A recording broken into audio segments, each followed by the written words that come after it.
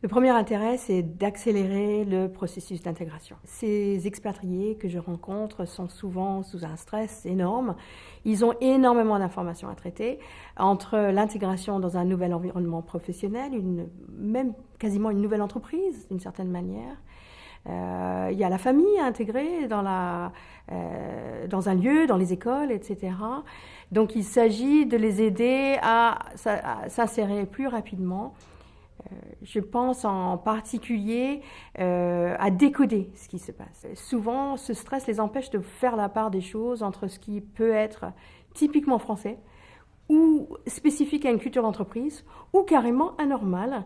Je pense que c'est important qu'ils repartent de ce stage avec quelques éléments. Comment je vais faire face à un comportement avec lequel je ne suis pas à l'aise. Il faut qu'ils aient des stratégies pour s'en sortir, aller voir la RH, parler à leur manager. Mon approche de formation, sur ces formations d'expatriation, c'est vraiment apporter des clés de décodage. Je ne souhaite pas leur faire croire qu'il y a des boutons sur lesquels on peut appuyer pour faire fonctionner les Français, qu'il s'agit de travailler un peu sur soi et sa propre culture pour comprendre la culture de l'autre. Et donc, on décode ces situations ensemble avec des grilles rigoureuses sur le rapport au temps, le rapport à la hiérarchie, le rapport à l'information. Et ensemble, on va construire les stratégies qui sont les mieux pour ce manager-là, par exemple, dans la situation à laquelle il est confronté. Il ne s'agit pas de les transformer en managers français. Je pense que c'est justement pas ce que les entreprises veulent. Il s'agit de les accompagner dans ce développement de compétences interculturelles, au fond.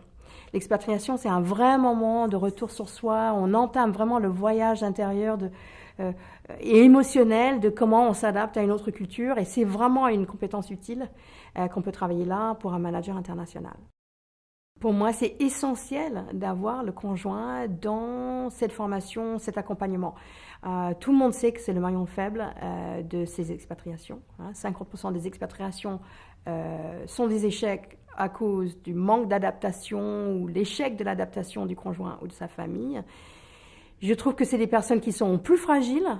Autant l'expatrié est soutenu par son entreprise, est rassuré par le cadre habituel de son travail, ne serait-ce que le travail, alors que le conjoint, le partenaire, est seul, souvent très seul, ne maîtrise pas la langue française souvent, et a quitté famille, souvent un poste, et n'a pas toujours les ressources nécessaires. Donc je suis particulièrement vigilante à vérifier que cette personne n'est pas submergée par le choc culturel qu'il ou elle est en train de vivre.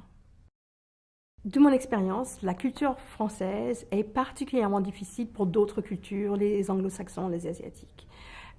Ils sont un peu piégés par, en particulier, un style de communication qui est très implicite et en même temps très direct. C'est-à-dire qu'on peut dire des choses, mais en fait, le vrai message est ailleurs. Et beaucoup de managers ont du mal à s'orienter dans ces messages multiples à multiniveaux. Il est vraiment très important que ces étrangers comprennent le système éducatif français et en particulier comment ça produit les élites françaises. Ça permet de comprendre, bien sûr, s'ils ont mis leurs enfants dans le système français, mais ça permet surtout de comprendre les collègues au travail, comment ils ont été formatés dans la culture française, leur perception de la hiérarchie, de la communication, de l'évaluation, un thème très important pour un manager. Par ailleurs, je trouve important, astucieux, de parler de mots intraduisibles. Ça parle à tout le monde. C'est des mots que je trouve particulièrement difficiles à dire en anglais, tels que terroir, râler, très important pour la culture confrontationnelle à la française, grandes écoles, qui permet de comprendre le système d'élite. Et enfin, je trouve qu'on arrive à vraiment démonter sans stéréotyper une culture quand on essaie d'identifier et comprendre les paradoxes d'une culture. C'est vrai qu'en France, on est dans la culture liberté, égalité, fraternité, qui n'a pas l'air de caler du tout avec le système d'élite, et pourtant si. Et quand on a compris ce mécanisme, on est dans un premier pas pour entrer dans la culture française.